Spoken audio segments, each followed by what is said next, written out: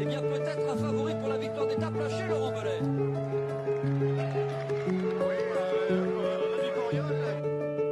C'est gentil Thierry, pardon. Il fait pas de vélo le Thierry, hein, on voit bien. Il vient du foot le Thierry, on voit bien, on voit bien. Chute, un coureur, Patrick. Un coureur est tombé dans le ravin, Patrick. Sur notre gauche. Un coureur est tombé. Il s'agit d'un coureur. Attendez, je vais regarder descendre de ma moto. Oui, je vais attendre. Je regarde bien Alex Zoule. Avec l'attaque d'Anti-Schleck, là, c'est Nibali, le premier à sauter dans sa roue. Franck Schleck est juste derrière. Et Alberto Contador qui vient de partir. Lance Armstrong est lâché. Et il est littéralement affiché, comme on dit, dans les milieux cyclistes. Alors, Bonsoir à tous et bienvenue pour cette nouvelle émission des commissaires de course. C'est avec grand plaisir qu'on vous retrouve pour cette première de l'année de la sortie du dimanche après la longue et traditionnelle coupure hivernale. Et pour inaugurer cette saison 2022, j'ai avec moi Greg. Salut Greg. Salut tout le monde. Et un petit nouveau, salut Cyprien et bienvenue à toi. Salut Charles, salut tout le monde. Alors messieurs, pour présenter un peu le déroulé de l'émission, on va commencer forcément avec la course du jour, puisqu'on avait aujourd'hui la première épreuve du calendrier européen, la Classique de Valence, qui s'est déroulée en Espagne. Et ensuite, on va partir sur un petit preview, une petite présentation, plutôt comme on dit en français, du Challenge de Majorque et du Grand Prix, la Marseillaise, qui marquera la reprise de la compétition en France. Alors Greg, tu as regardé, je crois, cet après-midi, cette fameuse Classique de Valence qui a été diffusée sur la chaîne YouTube, sur une chaîne espagnole en tout cas sur YouTube. Qu'est-ce que tu peux nous dire de cette course et de son déroulé ? Là, déjà, c'est la première victoire de l'année donc pour c'est Giovanni Lonardi. Donc alors au sprint. Victoire au sprint un petit peu, alors pas le sprint n'était pas houleux, mais c'est vrai que le final de l'étape, peut-être qu'on y reviendra, a été marqué par des chutes, ce qui fait qu'on n'a pas vraiment eu un sprint cet après-midi. Donc première victoire donc, pour Eolo Kometa, on a d'ailleurs vu l'équipe de Contador, qu'on a vu très content à l'arrivée, devant Amaury Capio et Chris Lawless, Capio pour Arkea et Lawless pour Total Energy. Donc déjà, c'est je pense, la principale information. Peut-être qu'on reviendra sur les échappées aussi, parce qu'on a vu des coureurs d'équipe on va française revenir devant. sur le scénario. Je vous ai... Voilà, Pardon, Greg, vas-y, je t'ai coupé. non, mais juste voilà, pour ceux qui n'ont pas vu la course, donc après plusieurs chutes dans le final, c'est un sprint un petit peu décousu, une victoire pour Lonardi. Ouais, et je vous ai mis le classement du coup en fond pour que vous ayez un aperçu. Je vous ai mis le top 30. Cyprien, une course qui a été longtemps indécise. Enfin, moi, à vrai dire, j'ai pas vu le final, mais quand je suis parti à environ 25 bornes de l'arrivée, il y avait encore quasiment 1 minute 30 pour un petit groupe de 3 qui était sorti. Et à ce moment-là, je me suis dit, c'est pas forcément gagné pour le peloton. Est-ce que tu t'es fait toi aussi cette réflexion, puisque tu as vu la suite forcément après? Ouais, tout à fait. On avait devant Adria pour Kern Pharma, Dujardin pour Total Energy et Verret, le petit Italien d'Arkea. Effectivement, ils ont longtemps résisté. Jusqu'à 15-20 bornes, c'était un peu incertain. Et ensuite, l'entente a quand même commencé à se dégrader, j'ai trouvé. Il y a des relais qui sautaient et c'était plus aussi efficace. Ils ont quand même perdu. On sentait qu'ils étaient un peu à bout et qu'une longue échappée comme ça pour la première de la saison, c'était un peu difficile pour eux. Est-ce que je me trompe d'ailleurs, Cyprien, si je dis qu'il y avait une véritable enfin, je vais utiliser le terme excitation au moment de reprendre la saison, alors qu'au final c'était qu'une classe 2, mais il y avait beaucoup de monde sur le live sur YouTube, on sent qu'il y a beaucoup de gens qui étaient intéressés sur le forum aussi, mais également sur les réseaux sociaux. Est-ce que toi tu as ressenti un peu cet empressement que ça reprenne après une longue coupure qui avait pas eu lieu l'an passé avec le Covid? Ouais, je suis d'accord avec toi. Et puis je pense que c'est dû aussi à la start list de cette course qui est que une point 2. Mais déjà l'année dernière, le fait que des bonnes équipes Pro Conti s'y rendent, ça l'avait rendu un peu populaire. Et cette année, la start list était quand même pas mal, avec Bonifacio notamment, ou ces équipes-là, Arkea, Eolo. Kern Pharma, Escatel, donc c'était quasiment une course point 1 aujourd'hui. Ouais, n'hésitez pas à nous dire d'ailleurs si vous aussi sur le chat, sur le live, vous attendiez cette course un peu avec impatience. Greg, il y avait, Cyprien l'a dit, un beau plateau, pas moins de 8 équipes Pro Team. Est-ce que toi aussi, tu avais une vraie attente ce midi au moment de lancer le live ou en début d'après-midi en tout cas. Oui, au moins une vraie curiosité, parce que c'est vrai que bah, on verra peut-être que les courses les plus attendues arrivent cette semaine et ce week-end. Mais voilà, il y avait quand même un plateau un petit peu supérieur aux années précédentes sur cette course. Tu l'as dit, il y a des Pro Conti qui sont là. Je crois que tu voulais parler après. Ben, il y avait aussi des points UCI qui vont être importants cette année. Donc je pense que pour certaines, c'était aussi voilà, l'occasion de marquer quelques jolis points sur cette course. Donc voilà, c'est vrai que c'était un petit peu plus attendu que d'habitude. Forcément, en plus, avec une diffusion en direct sur YouTube, c'est vrai qu'on peut dire qu'on est gâté, hein, parce que Mm. on n'a pas toujours connu ça. Hein, c'est fini enfin voilà, là, la plupart d'entre nous, on a déjà suivi des courses autour du live text. Maintenant, on a eu la chance cet après-midi d'avoir une course accessible gratuitement et de manière légale sur YouTube, donc assez facilement et en bonne qualité. Donc forcément, voilà, c'est une belle petite course de reprise. Ça fait toujours plaisir. On est toujours impatient, évidemment, parce que ça fait plusieurs mois. Ça commence à faire long, je pense, pour tous les fans de vélo. Ouais, tout à fait. D'ailleurs, Ben nous dit que la Marseillaise aura une super audience. Ouais, vu l'engouement qu'il y a eu aujourd'hui, je pense Forcément, qu'il forcément. y aura du monde dimanche et Greg sera sûrement sur la ligne d'arrivée puisqu'il est Ah, marseillais. Ouais, pour revenir à nos points UCI, c'est vrai que il y a cette lutte, hein, on en a parlé vendredi avec Grégory justement, vendredi matin. Le replay est dispo sur la chaîne Dailymotion pour ceux que ça intéresse. Il y a cette lutte, donc on l'a dit, et il y a Total Energy et Arkea. Total, je sais pas, parce qu'il faut le rappeler quand même que c'est seulement les 10 meilleurs scoreurs de chaque équipe qui comptent, et je suis pas sûr que Chris Laoles soit dans les 10 scoreurs de Total Energy à la fin de la saison. Par contre, c'est intéressant, Cyprien, de voir qu'un Amaury Capio score déjà un petit peu pour Arkea. Oui, oui, oui, je sais pas si c'est déjà cette lutte pour les points UCI qui a animé cette fin de course, mais c'est vrai qu'on a vu un vrai duel entre Arkea et Total. Total a longtemps mené avec son train avant de se faire déborder à la flamme rouge par Arkea. Effectivement, Capio, lui, sera sans doute dans les 10 plus gros scoreurs d'Arkea, donc c'est une belle première pour lui, pour ouvrir le compteur. Loles, comme tu dis, je suis moins sûr qu'il parvienne à être dans les 10, à moins qu'il retrouve vraiment son niveau. Ouais, d'Ineos, enfin de début d'Ineos en tout cas. Ouais. Tiens, un dernier point sur... Après, pardon, juste c'est Greg, vas-y. Bonifacio, on a vu qu'il était prévu Oui, chez justement, Total. j'allais y Il a venir parce chuté. que j'en discutais avec un copain là juste avant de prendre l'émission. Il me disait que Manuel Penalver avait été un peu bloqué par Bonifacio. Alors moi, j'ai pas vu, du coup, je vais vous demander votre avis, Greg. Est-ce Ben, que enfin, s'est passé des choses un petit peu bizarres dans le final? il y a eu plusieurs chutes. Alors après, donner les responsabilités, je pense qu'on n'a pas eu assez de ralentis ou d'images assez claires pour dire s'il y a des responsables ou non. Mais pour le coup, oui, les chutes ont vraiment désorganisé, que ce soit les derniers hectomètres, hein, parce que d'ailleurs, Lawless, c'était quasiment en poisson pilote, hein, de Bonifacio. Il s'est pas aperçu qu'il était tombé. Il s'est aperçu assez tard, finalement, que derrière lui, il n'y avait plus personne. Et forcément, les chutes, voilà, ça a été assez houleux dans les derniers virages. Il a plu dans l'après-midi, donc c'est possible, c'est fort probable que la chaussée soit glissante. Oui, ce qu'il faut le dire, c'est des endroits où il pleut pas très souvent. Donc, comme on l'avait vu à Nice lors du Tour de France, quand il flotte, c'est souvent très, très compliqué. Voilà, donc justement, donc oui, alors peut-être que Bonifacio l'a gêné, mais il est tombé. Alors on n'a pas de nouvelles, visiblement. Certains craignaient pour la clavicule, mais bon, il y a pas vraiment d'infos. Mais oui, mais c'est sûr que voilà, ça a été houleux et ça a forcément joué, puisque voilà, le sprint, il termine quasiment à 3. Hein, il termine par des groupes de 3-4 coureurs toutes les 2-3 secondes. Donc forcément, c'était pas un vrai gros sprint avec les trains, etc., etc. Ouais, alors, on va passer à la suite, à moins que vous ayez des choses à rajouter sur cette classique de Valence. Mais je pense qu'on a fait le tour. Et la suite, Cyprien, c'est...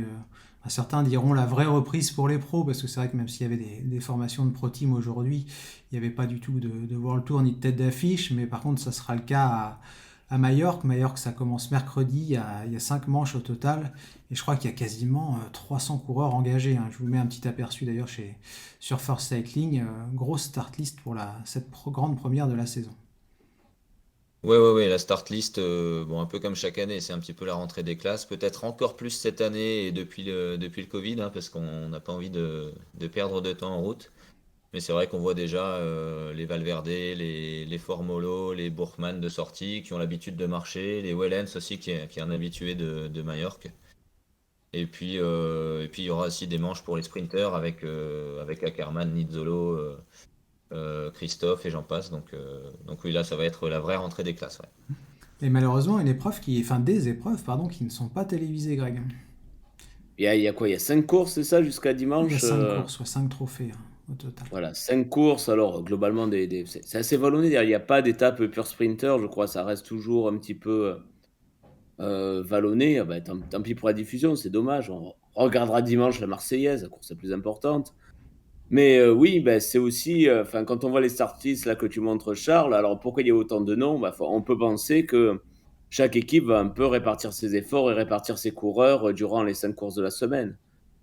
Oui, puis Euh, ce qu'il faut dire aussi, Greg, c'est que la plupart des équipes sont en stage en Espagne, donc c'est finalement assez facile voilà, d'avoir un groupe assez fourni, quoi. dire les infrastructures hôtelières aux Baléares sont assez nombreuses, donc ne posent pas de soucis. Les routes sont assez variées. Donc on peut penser voilà, qu'on aura peut-être des start lists au dernier moment selon les états de forme et que ça va s'équilibrer selon les 5 jours.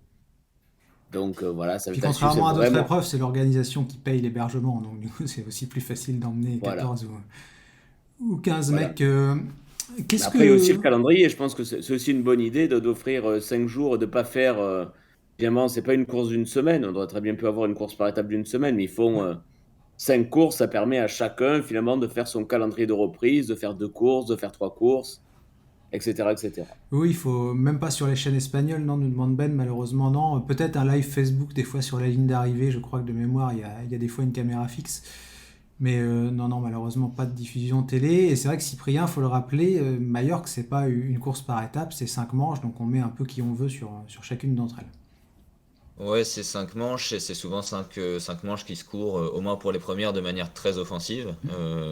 Greg l'a dit, c'est vraiment très vallonné, surtout les 2-3 premières, ça va pas débrancher. Donc c'est des courses où les coureurs vont se livrer à fond, vont attaquer de loin et le fait de pouvoir faire sauter une manche de temps en temps, ça fera du bien à tout le monde, je pense. Oui, c'est vrai que c'est aussi la conséquence du fait que ce soit des courses d'un jour. On peut récupérer, on peut abandonner si on est loin pour reprendre un peu plus frais le lendemain. Donc ça a ses côtés assez pratiques. Greg, est-ce que tu attends Majorque avec impatience ou est-ce que tu veux juste regarder les résultats Il n'y a pas de tranquillement? choix, parce que je regarderai les résultats, mais il n'y a pas de live télé. Donc, Oui, il y a toujours un live text, hein, vous savez comment ça oui. se passe maintenant avec les réseaux sociaux, on a quand même accès à... Oui, bien, on regardera surtout. Moi, je suis assez curieux de voir voilà, la plateforme des reprises. C'est aussi voilà, des coureurs qu'on peut découvrir. Alors, déjà, on a commencé. Il y a Juste Brox, déjà, le prodige belge. On va voir. On est tous curieux de voir aussi les néo-pros débuter.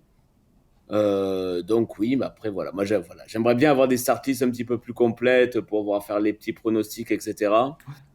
Mais bien sûr, il y a toujours un petit peu d'impatience parce qu'il y a quand même quasiment, voilà, il y a quand même un sacré plateau, même si on ne connaît pas encore toutes les start lists. Il y a quand même beaucoup de World Tour. Ouais, pour vous les Donc, donner rapidement, on aura aussi Benoît Cosnefroy, côté français, qui fait sa reprise. Labora, on l'a dit, un gros start list, Kelderman, Bourman, Hindley, Polite, Wüstebrox, tu l'as dit, Patrick Conrad, Max Charman, il y a du monde, hein. Ackermann chez UAE, je vois. Formolo Ackermann, aussi. il Je est vois... annoncé aussi sur la Marseillaise, donc au Ouais, moins, il faut donc choisir. bah après, il peut peut-être faire une des manches, c'est pas si loin au final, Ouais. Mallorca. Marseille, Valverde et Mage chez Movistar. On retrouve Rudy Barbier du côté d'Israël et aussi Nizzolo, comme l'a très bien dit Cyprien. Tim Wellens et Philippe Gilbert chez Lotto Soudal. Michael Matthews chez Bike Exchange. Cofidis emmène les frères Herrada et Simon Geschke. On aura Binyam Guirmet, tiens, chez Intermarché, avec Adrien Petit aussi côté français. Puis du Cosnefroy et côté... Covid, on nous dit sur le chat. Ah oui, Cosnefroy, je savais pas, tiens, du coup, merci pour Et ça la... risque d'être un petit peu le suspense, malheureusement, cette année, avec Ouais, c'est vrai qu'on peut y un rebondir. Et variant. je sais pas si vous avez regardé, je sais pas si tu as vu, Cyprien, le communiqué de l'UCI sur le nouveau protocole. Je sais pas comment ça va se passer, à vrai dire, donc je te lance un peu la patate chaude, je suis désolé. Parce que comme c'est 5 courses d'un jour, est-ce que du coup on va avoir un test avant chaque épreuve, ou est-ce que finalement, si on a fait la bulle au début, ils vont considérer que c'est bon ou pas? Peut-être un petit peu de flou par rapport à ça. Mais de manière générale, ouais, on va peut-être plus parler du coup des soucis que ça peut poser. Est-ce que tu crains, toi, un peu qu'on ait des fois des trucs un peu bizarres, s'il y a des forfaits, des mecs qui sont positifs, un peu. Oui, oui, ça reste une crainte, surtout vu les chiffres en ce moment avec le Covid, mais bon, ça fait quand même 2 ans qu'on est habitué à ça, hein. Je pense que les équipes sont très habituées aussi maintenant avec les tests, les précautions, les bulles sanitaires et compagnie. Donc, bon, il y aura peut-être quelques impasses qui n'étaient pas prévues par des coureurs qui seront positifs, mais globalement, ça changera pas quand même grand-chose à la saison, je pense. Oui, surtout s'il va mieux vaut maintenant qu'en mars-avril, quand ce sera les grandes classiques. Mm, mm. Effectivement. Messieurs, passons au Grand Prix La Marseillaise, que Majorque n'a pas forcément grand-chose de plus à dire, surtout que vous l'avez très bien évoqué, on ne connaît pas les start lists exactes. Reprise de la saison française. Greg, forcément, je te donne la main puisque tu es Marseillais, la course que tu attends avec impatience dimanche prochain. Oui, alors quelques petits changements sur le parcours, hein. Déjà, alors changement déjà de nom. Maintenant, c'est officiellement, il s'appelle Grand Prix cycliste de Marseille, la Marseillaise. Ça s'explique parce que alors la mairie, on va dire, finance un petit peu plus et les départements un petit peu moins. Donc, déjà, ça implique aussi un changement pour le lieu du départ. Alors, ouais, bon, évidemment, ça reste un détail, ça reste très symbolique, mais au lieu de partir devant le conseil départemental, ça partira un petit peu plus au nord, près du village Château-Gombert, voilà, pour le départ fictif. Donc, symboliquement, il y a ce petit changement. Autre changement dans le parcours, la mairie de Cassis ne voulait pas 2 passages chez eux, donc la route des Crêtes arrivera un petit peu plus tôt. C'est-à-dire qu'il y aura avant, c'était l'avant-dernière ascension et après il y avait Gineste et l'arrivée devant le Vélodrome. Maintenant, ça sera donc route des Crêtes avec les plus gros pourcentages. Et comme le dit Stereo King, c'est là où il y a les plus gros pourcentages. Alors même si c'est assez court, c'est assez pentu, la descente est aussi assez peut être piégeuse, hein. Voilà, faudra un mauvais descendeur pourra perdre quelques secondes, même si ça reste court. Après, il y a la courte montée du pas de Douillet avant la Gineste. Donc stratégiquement, ça peut jouer, hein, Oui, parce justement, que est-ce que ça peut changer quelque chose pour toi, Greg, à la physionomie de la course, ce changement de les parcours? années précédentes, on avait vu, voilà, on pouvait arriver à en échapper, mais ça se jouait à pas grand-chose finalement, hein, parce que voilà, la fin du parcours, hein, on peut revenir sur les échappées. Et ça peut jouer, voilà, parce qu'il restera du temps et on le verra après dans la start list, il y aura quand même de belles équipes et il risque d'avoir des équipiers pour rouler au cas où, hein, s'il y a des états que je pense que les, euh, les meilleurs sprinteurs qui passeront la route des crêtes, s'ils ont des équipiers, ça roulera. Et ça risque de pas mal jouer, hein. Alors ça va exploser la saison à la route des crêtes, mais s'il y a encore des coureurs les plus rapides, auront certainement aussi des équipiers pour faire le job. C'est vrai que Cyprien, quand on s'attarde sur la start list, on voit que, comme vous l'avez dit un peu pour Majorque, là, il y a plus de monde que d'habitude et on bénéficie de l'absence de San Juan, mais aussi du Tour Down Under pour avoir des grosses formations quand même au départ. Ouais, il y a notamment UAE qui vient avec une belle armada, hein. Ouais, Je sais pas s'ils étaient déjà là l'année dernière pour la première fois, mais c'est pas des grands habitués de la Marseillaise. Là, ils arrivent avec vraiment une équipe pour répondre à tous les scénarios. Et puis oui, G2R a quand même mis ses plus forts éléments en dehors de Cosnefroy à la Marseillaise. Idem pour Total Energy, Cofidis. Donc ouais, il va y avoir un beau petit plateau au départ de Marseille. ouais, parce que là, je vois Cyprien sur la liste provisoire, même EF Education, t'as Bettiol, Cort et Valgren, ça peut promettre aussi un truc assez sympa s'ils sont en forme, hein. Ouais, complètement. Et puis, ouais, il y a vraiment des équipes qui auront tout intérêt à attaquer de loin et à tout faire péter dès la route des crêtes. Et puis, au contraire, des équipes qui emmènent des gars rapides au sprint, mais qui ont un petit peu plus de mal à passer les bosses. Donc, ça va être intéressant de voir comment tout ça se passe. Et puis, il faudra faire attention à la météo aussi. On sait que la Gineste s'est exposée au vent. Donc, faudra voir ce qui se passe dans les crêtes. Est-ce que ça va péter très tôt ou est-ce que au contraire le fait que ça soit placé plus tôt, ça va peut-être calmer un peu les ardeurs. J'arrive pas trop à prédire cette course. Alors pour rester avec toi, Cyprien, avant de relancer Greg, un des événements marquants aussi de ce Grand Prix La Marseillaise, c'est qu'on va avoir pour la première fois de leur histoire le team U-Nantes et Nice Métropole au départ d'une course de points. Ouais, les deux des nouvelles équipes françaises professionnelles. Alors, je sais pas quoi attendre d'eux. C'est vrai que on vient de le dire, le plateau est quand même élevé. Donc, bon, l'objectif sans doute sera d'être représenté dans l'échappée. D'autant que c'est une course télévisée. Donc, pour inaugurer les maillots, il faudra être devant. Mais est-ce qu'ils joueront vraiment les premiers rôles? Je suis un peu sceptique là-dessus. Ouais, c'est bien possible. Greg, une des attractions de ce Grand Prix La Marseillaise, c'est la présence annoncée en tout cas du vainqueur du Tour de l'Avenir, Tobias Johansen, qui va reprendre sa saison sur les routes françaises. Oui, c'est vrai. Alors après, qu'est-ce qu'il va jouer exactement? Est-ce qu'il jouera la victoire? Enfin, moi, je ne pense pas.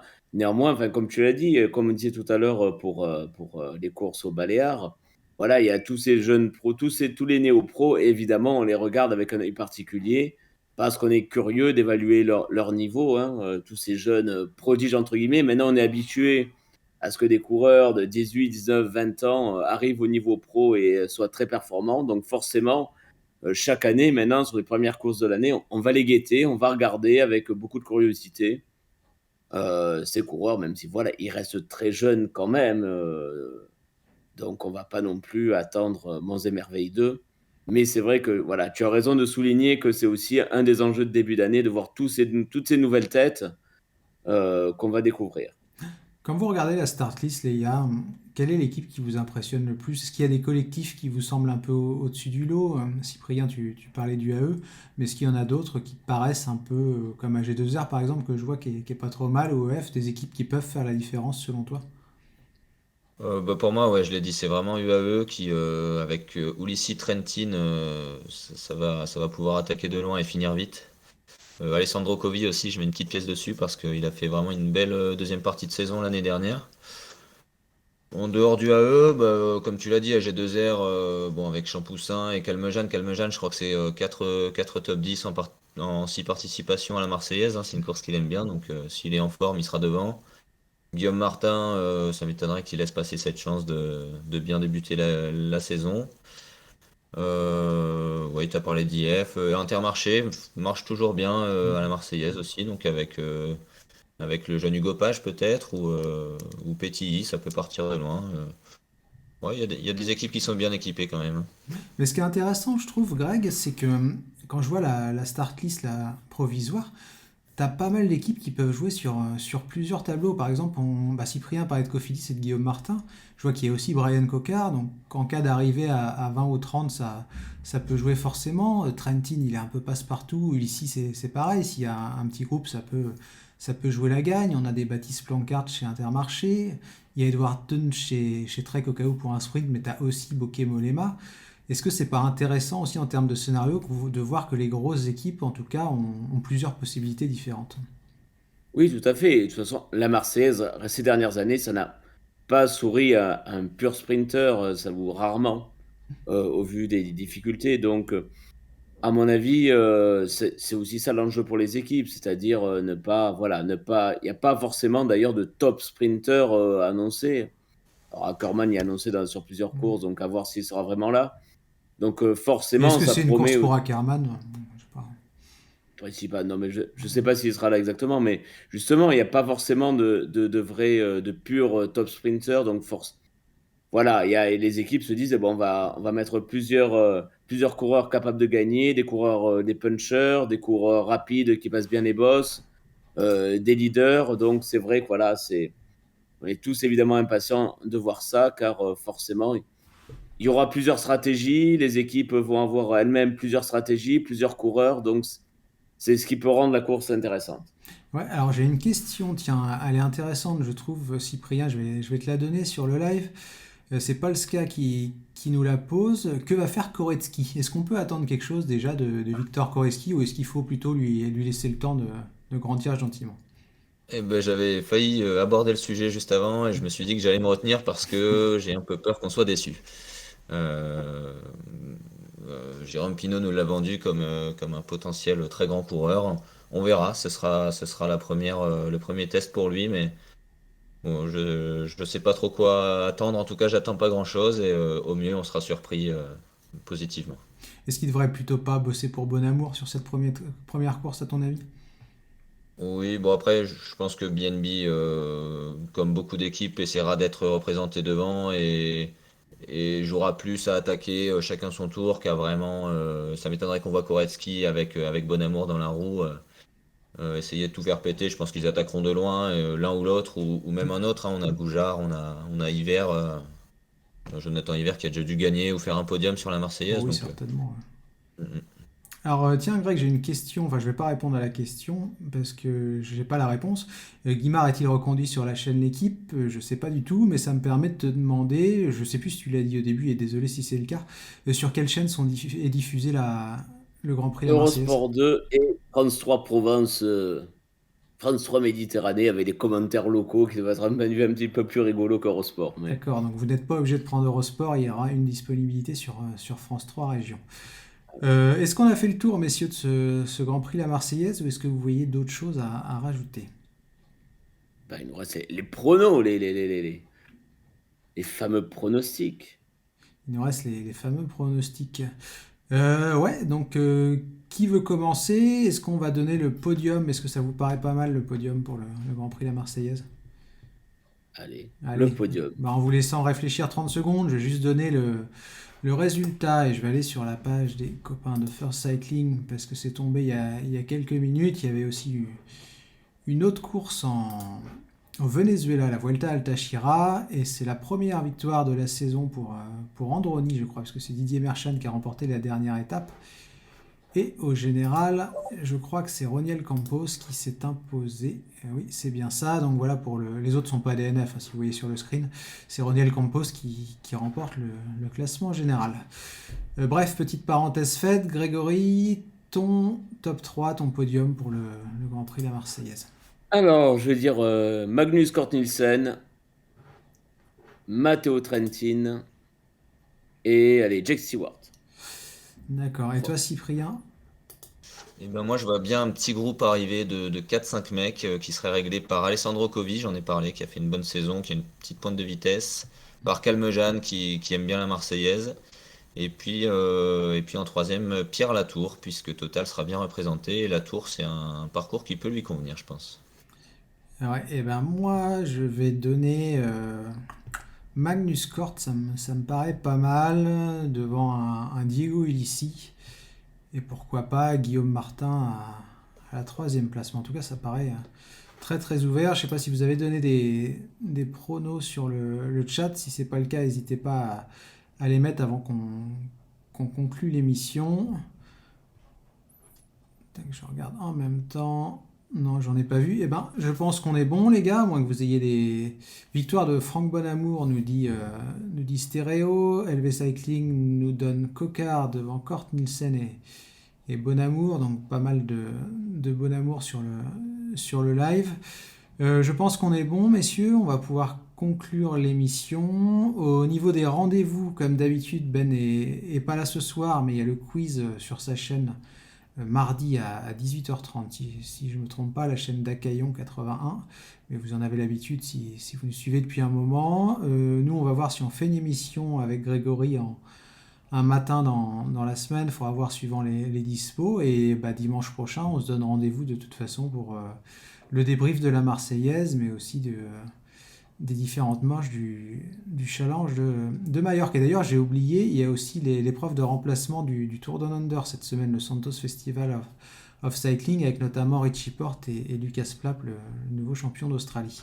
Tu voulais placer ton Richie. Ouais, il faut toujours parler un peu de Richie Porte, le pauvre, on l'oublie. Après, qui champion du monde de cyclocross? Et oui, il y a la saison de cyclocross qui continue, même s'il y a pas mal de courses annulées ces dernières semaines. Et dimanche prochain, les championnats du monde de cyclocross aux États-Unis, si je ne me trompe pas. Malheureusement, il y aura ni Van Aert ni Van Der Poel qui est blessé. Je ne sais pas si Pidcock y sera, mais allez, un petit deuxième prono, tiens, qui sera champion du monde de cyclocross, et je vais donner le mien. Pour moi, ce sera Iserbyt qui paraît pas trop mal quand les cadors sont pas là.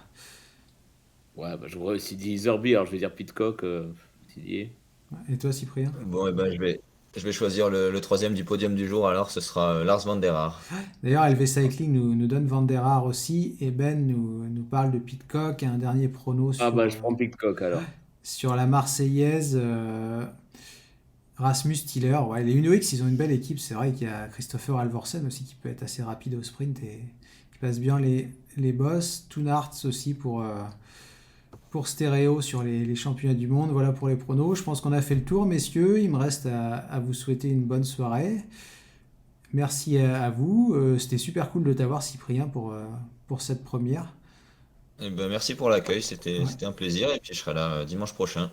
Ça marche. Et ben on se donne rendez-vous dimanche prochain pour une nouvelle émission des commissaires de course. Et je vous souhaite à tous une bonne soirée. Salut. Salut à Salut. dimanche.